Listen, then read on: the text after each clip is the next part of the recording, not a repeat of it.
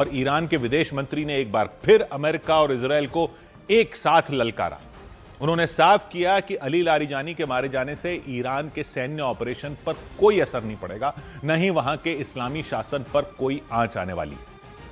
जबकि इजरायल की तरफ से ईरान के सुरक्षा प्रमुख अली लारिजानी की मौत को ईरान के लिए जोरदार झटका बताया गया, क्योंकि लारिजानी को ईरान के पिछले supreme leader Ayatollah Ali Khamenei का करीबी भी बताया जाता है। कहा जाता है अली खामनेई उन पर आंख मूंद कर भरोसा करते थे। इसीलिए दावे किए गए कि आयतुल्लाह अली खामनेई की मौत के बाद ईरान की सत्ता में अली लारिजानी की भूमिका पहले से भी अहम हो गई थी। दावा तो यहां तक किया जाता है कि मुज्तबा खामनेई को ईरान का नया सुप्रीम लीडर बनाए जाने का रास्ता भी लारिजानी की वजह से ही साफ हुआ था, उसमें भी उनकी भूमिका थी। यही वजह रही कि अली लारिजानी को ढेर करने वाले इजरायल ने इसे अपनी बड़ी सफलता के तौर पर पेश किया। इजरायल के रक्षा मंत्री से लेकर प्रधानमंत्री नेतन्याहू तक ने इस मुद्दे पर प्रेस कॉन्फ्रेंस की। वो ये बताने से भी नहीं चुके कि जंग में ईरान को कितनी जबरदस्त चोट दी गई। लेकिन ईरान के विदेश मंत्री अब्बास अराक्ची ने इसे इजरायल की गलतफहमी बता दिया। उनके मुताबिक ईरान में किसी भी नेता या अधिकारी की हत्या कर ईरान के इरादों को रत्ती भर भी कमजोर नहीं किया जा सकता। अब्बास अराक्ची ने हुंकार भरी कि ईरान का इस्लामी शासन बेहद मजबूत है, इतना मजबूत कि किसी एक व्यक्ति की हत्या से ईरान के शासन को बिल्कुल भी हिलाया नहीं जा सकता। The Islamic Republic of Iran has a strong political structure with established political, economic, and social institutions. The presence or absence of a single individual does not affect this structure. हालांकि ईरान ने यह भी साफ किया कि वो अपने सुरक्षा प्रमुख की मौत का बदला जरूर लेगा और दावा है कि इसी के तहत उसने इजरायल के अलग अलग शहरों पर मिसाइलों की बौछार कर, और इजरायल ही नहीं बल्कि सऊदी अरब और यूएई समेत पश्चिम एशिया के कई देशों में बमबारी तेज कर दी गई। ईरान की सेना का दावा है उसने वहां अमेरिका के सैन्य अड्डों को निशाना बनाकर मिसाइलें दागी, लेकिन इस दौरान दहशत तब मच गई जब आबादी वाले कई इलाकों में भी धमाके सुने गए। और हमले की सबसे खौफनाक तस्वीर इजरायल के पड़ोसी देश जॉर्डन से सामने आई। वहां रात के वक्त बिजली की रफ्तार से आई एक मिसाइल एक इमारत पर फट पड़ी। वो मिसाइल इमारत से टकराई तो जबरदस्त धमाका हुआ। देखकर ऐसा लगा जैसे वहां अंतरिक्ष से कोई उल्का पिंड गिर गया हो। इस विस्फोट से आसपास के इलाके भी दहल उठे। यह हमला जॉर्डन के अल अकबा शहर में किया गया। जॉर्डन का यह शहर उसके दक्षिणी छोर पर लाल सागर के किनारे मौजूद है। अल अकबा का बॉर्डर इजरायल से भी लगता है। वहां से ईरान की सीमा की जो सबसे कम दूरी है वो 1150 किलोमीटर के आसपास है। हालांकि जानकारियों से पता चला कि जॉर्डन के इस इलाके में अमेरिका का कोई सैन्य बेस नहीं है और इसीलिए जॉर्डन ईरान पर बुरी तरह भड़क गया। उसने आरोप लगाया कि ईरान की सेना ने रिहायशी इलाके पर मिसाइल हमला कर दिया। हालांकि ईरान का कहना है कि उसकी फौज जॉर्डन में सिर्फ अमेरिका के मिलिट्री ठिकाने पर ही हमले करती आई। लेकिन जॉर्डन ही नहीं बल्कि ईरान के पड़ोसी देश इराक में भी बारूद की बारिश की गई। वहां एरबिल शहर में आत्मघाती ड्रोन से खलबली मच गई। बम की तरह फटने वाला वो ड्रोन रात के अंधेरे में पहुंचा और तय किए गए टारगेट से टकरा गया।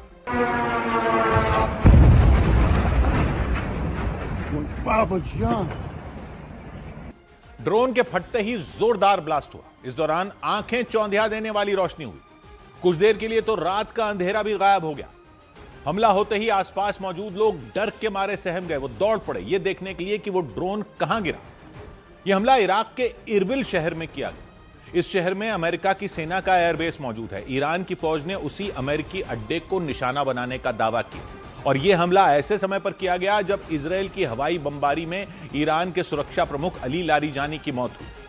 दावा है कि लारिजानी की मौत का बदला लेने के लिए ही ईरान ने पश्चिम एशिया में मौजूद अमेरिकी सैन्य अड्डों पर हमले और बढ़ा दिए और इसी कड़ी में उसने यूएई पर भी प्रहार किया। यूएई के दुबई समेत कई शहरों में ड्रोन से मिसाइलों से हमला किया।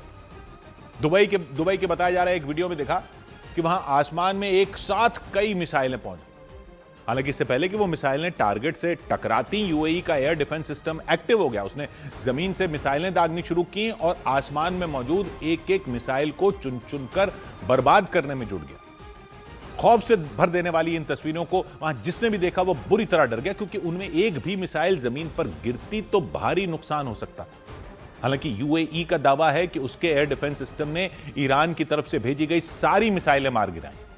ईरान की सेना ने बताया कि उसने वो मिसाइलें यूएई में अमेरिका के सैन्य अड्डे को दहलाने के लिए भेजी थी। यूएई में अमेरिका का जो एयरबेस है उसका नाम है अल दफरा। ये सैन्य अड्डा अबू धाबी के दक्षिण में महज 40 किलोमीटर की दूरी पर है। ईरान की सीमा वहां से करीब 350 किलोमीटर दूर है, लेकिन ईरान से कोई मिसाइल छोड़ी जाए अल दफरा एयरबेस के लिए तो उसे पहले फारस की खाड़ी को पार करना होता और फिर वो दुबई के आसमान में पहुंचती। दुबई से भी आगे बढ़ने के बाद अबू धाबी आता और अमेरिकी एयरबेस तो उससे भी आ गया। यानी अल दफरा एयरबेस तक जाने के लिए ईरान की मिसाइल को दुबई और अबू धाबी दोनों को पार करना होगा। इसी बीच यूएई का दावा है कि उसने ईरान से आई कई मिसाइलों को दुबई में ही मार गिराया। यानी मंजिल पर पहुंचने से पहले ही बीच रास्ते में उनका शिकार कर लिया गया। लेकिन ईरान का दावा है कि उसकी कई मिसाइलें बिल्कुल निशाने पर लगी। उसने इस हमले को अपने सुरक्षा प्रमुख अली लारिजानी की मौत के बदले की कार्रवाई बताया।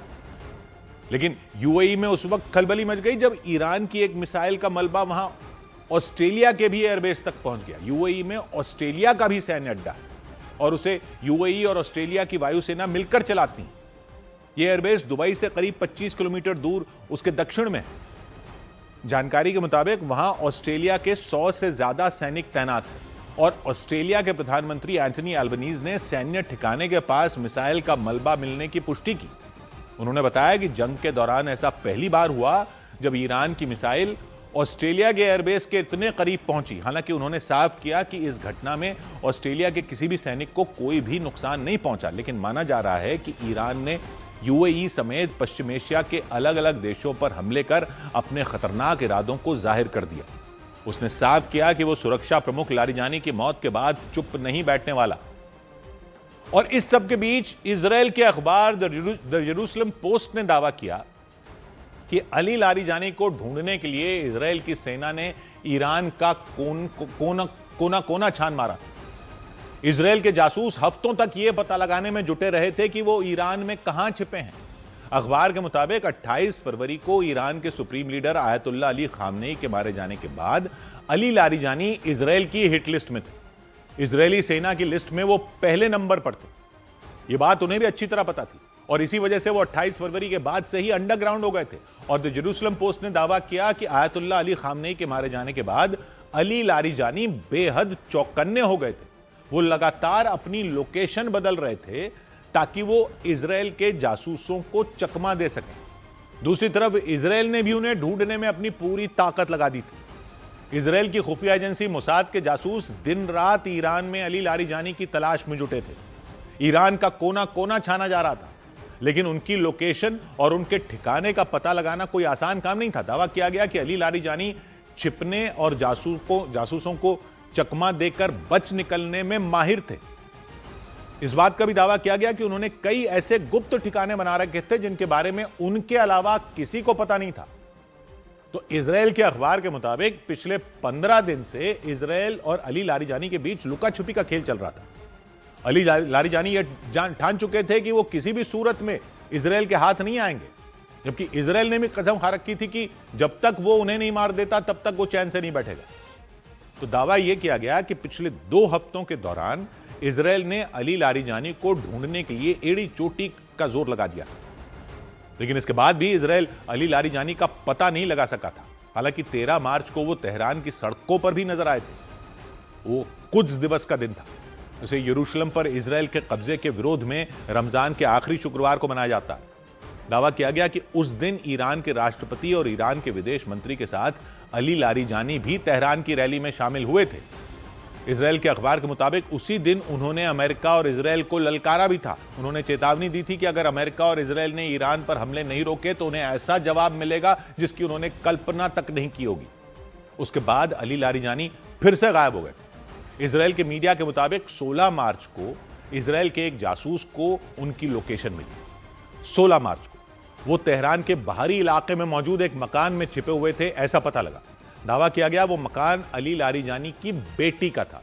तुरंत इसकी जानकारी इजरायली सेना को दी गई। इसके बाद इजराइल की सेना ने बिना देर किए अपनी एयरफोर्स को हमले का आदेश दे दिया और आदेश मिलते ही इजराइल के लड़ाकू विमानों ने उस मकान पर एक के बाद एक मिसाइलें गिरा दी। इजराइल के मीडिया ने दावा किया कि वहां की सेना के हमले में अली लारिजानी के साथ उनके बेटे मुर्तजा लारिजानी की भी मौत हो गई।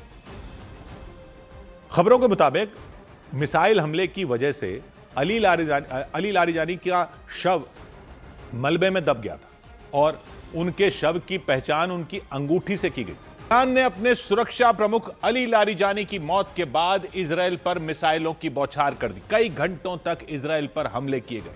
अपनी बैलिस्टिक मिसाइलों से उसे दहलाया तो हमले के लिए क्लस्टर बमों का भी इस्तेमाल किया गया। इस दौरान इजराइल में 2 लोगों की मौत हो गई, कई लोग इन हमलों में घायल हो गए। ईरान ने इस कार्रवाई को अली लारिजानी की मौत का बदला बताया। उसने चेतावनी दी कि इजराइल पर अभी और बड़े हमले होंगे।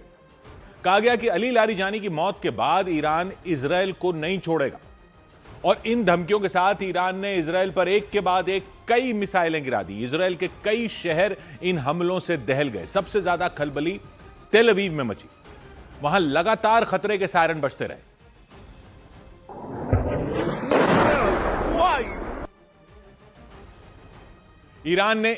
ईरान ने बैलिस्टिक मिसाइलों के जरिए तेल अवीव के कई इलाकों में क्लस्टर बम भी गिराए। यह देखकर उन जगहों पर चीख पुकार मच गई।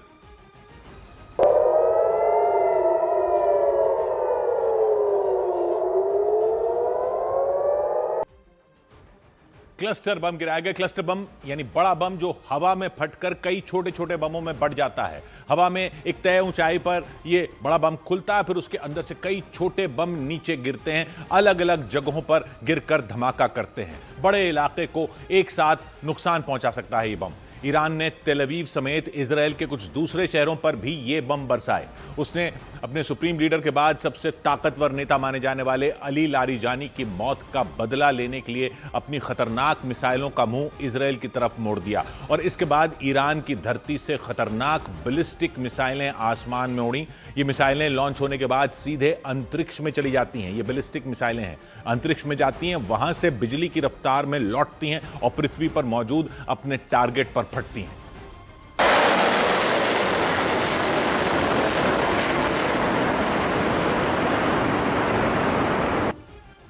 आमतौर पर बैलिस्टिक मिसाइल का इस्तेमाल छोटे मोटे टारगेट को तबाह करने के लिए नहीं किया जाता, बल्कि ये तो हजारों किलोमीटर की दूरी पर मौजूद दुश्मन के बड़े अड्डों को मिट्टी में मिलाने का काम करती हैं। और बैलिस्टिक मिसाइलों की इसी ताकत को देखते हुए ही ईरान ने बड़ी संख्या में इनका इस्तेमाल किया।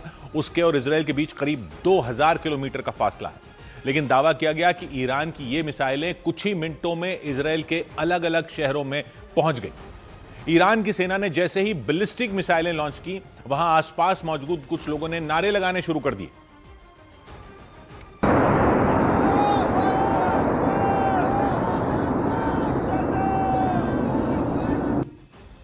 जो वीडियो वहां से आए उनमें लोग नारे लगाते दिखे। ईरान की इन मिसाइलों ने तेल अवीव के एयरपोर्ट पर भी निशाना बनाया।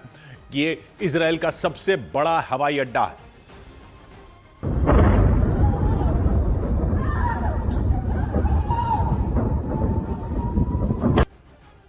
एयरपोर्ट पर हमला किया गया, वहां अफरा तफरी का माहौल बना दिया गया। लोग अपनी जान बचाने के लिए इधर उधर भागते दिखाई दिए। बाद में पूरे एयरपोर्ट को बंद कर दिया गया, तब तक के लिए जब तक कि हालात ठीक ना हो जाएं। इसी तरह तेल अवीव के एक दूसरे इलाके में भी कई गाड़ियां मिसाइल हमले की चपेट में आती हुई दिखी। उनमें भीषण आग लग गई। दमकल के कर्मचारी कई घंटों तक उस आग को बुझाने में जुटे रहे। जब तक आग को बुझाया गया, तब तक सैकड़ों गाड़ियां जलकर राख हो चुकी थी। वहां की कई इमारतों को भारी नुकसान पहुंचा, कुछ तो बुरी तरह ढह गईं। चारों तरफ मलबा फैल गया। इमारतों के नीचे खड़ी कई गाड़ियां और स्कूटर भी मलबे में दबकर बर्बाद हो गए, ऐसा दिखा। और कुछ इलाकों में तो मिसाइलों और क्लस्टर बमों के हमले के बाद लगी आग से चारों तरफ भयंकर धुआं फैल गया। धुएं में साफ साफ दिखाई देना तक बंद हो गया। लोग उन इमारतों से किसी तरह बाहर निकले, अपनी जान बचाई, लेकिन चारों तरफ फैले मलबे की वजह से उन्हें बाहर निकलने में भी भारी परेशानी हुई। ईरान ने तेल अवीव में इतनी मिसाइलें बरसाईं कि रात भर वहां सायरन बजते रहे। लोगों को लगातार अलर्ट किया गया। इसकी वजह से कई इलाकों में तो पूरी तरह सन्नाटा छा गया। लोग डर के मारे अपने घरों से बाहर ही नहीं निकले। उन्होंने बंकरों में छिपकर किसी तरह अपनी जान बचाई। जिन जगहों पर हमेशा चहल पहल रहती थी, वहां एक भी आदमी दिखाई नहीं दिया। ऐसा लगा जैसे वहां कोई रहता ही ना हो। ईरान की तरफ से अब अटैक्स और ज्यादा तेज कर दिए गए। हालांकि यूएस और इस्राएली फोर्सेस दावा कर रहे थे कि ईरान की कैपेबिलिटी कम हो गई है। ईरान के हमले से तेल अवीव में मौजूद कई रेलवे स्टेशन भी तबाह हो गए। वहां के एक रेलवे स्टेशन की तो पूरी तस्वीर ही बदल गई। मिसाइल हमले के बाद प्लेटफॉर्म पर चारों तरफ शीशे, लकड़ियों के टुकड़े बिखरे दिखाई दिए। वहां खड़ी ट्रेन को भी नुकसान पहुंचा, उसके शीशे भी चकनाचूर हो गए। मिसाइल के साथ साथ क्लस्टर बमों ने भी वहां कोहराम मचा दिया। इजराइल के हमले में अली लारिजानी की मौत पर भड़के ईरान ने तेल अवीव के कोने कोने तक वार करने की कोशिश की। यह न सिर्फ इजराइल का सबसे बड़ा शहर है, बल्कि इसे वहां की आर्थिक राजधानी भी माना जाता है। कई देशों के दूतावास भी वहां हैं। ईरान ने दावा किया कि उसकी मिसाइलें जब इजराइल की धरती पर गिरी तब इजराइल कुछ भी नहीं कर सका। उसके एयर डिफेंस सिस्टम नाकाम रहे और इस वजह से वहां भयंकर नुकसान हुआ। लेकिन इजराइल की सेना ने इन दावों को खारिज कर दिया। उसके मुताबिक ईरान की ज्यादातर बैलिस्टिक मिसाइलों को हवा में ही नष्ट कर दिया गया। दावा किया गया कि इजराइल के एयर डिफेंस सिस्टम ने उन मिसाइलों को हमले से पहले ही तबाह कर दिया। बताया गया कि जैसे ही ईरान ने बैलिस्टिक मिसाइलें फायर की, इजराइल के एयर डिफेंस सिस्टम ने उन्हें जवाब देना शुरू कर दिया। दावा किया गया कि इंटरसेप्टर मिसाइलों के जरिए उन बैलिस्टिक मिसाइलों को हमले से पहले ही रोक दिया गया। इंटरसेप्टर मिसाइलें वो होती हैं जो हवा में ही दुश्मन की मिसाइल को रोककर उसे नष्ट कर देती हैं। ये हमला करने के लिए नहीं बल्कि बचाव के लिए होती हैं। इससे पहले ईरान ने तेल अवीव के अलावा इजराइल की राजधानी यरूशलेम पर भी हमला किया। हालांकि वहां इजराइल की सेना ने अपनी इंटरसेप्टर मिसाइलों से ईरान के हमले को नाकाम करने का दावा किया। इस दौरान ईरान की एक बैलिस्टिक मिसाइल तो हवा में ही नष्ट हो गई, लेकिन उसका एक बड़ा हिस्सा एक मकान के ऊपर गिरा हुआ दिखा। इस वजह से मकान टूट गया। रात के दौरान भी तकरीबन 4 बार मिसाइल हमले किए ईरान ने, और ये सिलसिला अभी रुकने का नाम नहीं ले रहा है। वहां के प्रशासन ने आनन फानन में लोगों को निकाला। इसके बाद मिसाइल के उस हिस्से को वहां से हटाने का काम शुरू कर दिया गया। और इस बीच ईरान की सेना ने इजराइल को धमकी दी कि वो हमले नहीं रोकेगा। और ये तो अभी शुरुआत है। उसने अमेरिका को भी सबक सिखाने की चेतावनी दी। अपने सुरक्षा प्रमुख अली लारिजानी की मौत से बौखलाई ईरान की सेना ने धमकी दी कि वो इन दोनों देशों के खिलाफ युद्ध में अपने नए हथियारों का भी इस्तेमाल करेगी। ईरान की सेना के प्रवक्ता आमिर अकरमिनिया ने यह बयान दिया। उनके मुताबिक ईरान की सेना जंग में उन हथियारों से भी वार करेगी जिनका इस्तेमाल इससे पहले कभी नहीं किया गया। हालांकि उन्होंने ये जानकारी नहीं दी कि ईरान अपने कौन से नए हथियारों से अटैक करने वाला है। लेकिन कहा गया कि उनके जरिए ईरान न सिर्फ इजराइल को निशाना बनाएगा, बल्कि खाड़ी देशों में मौजूद अमेरिका के सैन्य ठिकानों पर भी हमले तेज कर देगा। दावा किया गया कि ईरान इस युद्ध में अपने हथियारों की संख्या बढ़ाने में जुटा है ताकि वो लंबे वक्त तक जंग लड़ सके।